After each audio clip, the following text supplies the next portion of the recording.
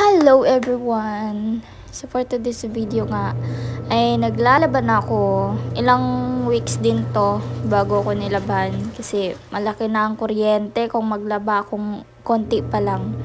So, ang mag-unlaw niyan, partner ko na. Muntik na akong mahulog sa hagdan kanina. Kasi yung basket namin ay bumitaw na siya. Talaga. Hindi na talaga siya kumapit. As in, bumitaw na talaga siya. Buti na lang at last step na lang talaga ng hagdan. Kundi, naku po, ewan ko na lang. Ano ako ngayon? Pilay-pilay ako ngayon. So, ayan. Malapit na ako dyan. Habang tulog si Say Noah. Ay, tinapos ko na yung mga decolor. Para madali ang kilos. So, konti na lang yung mga decolor.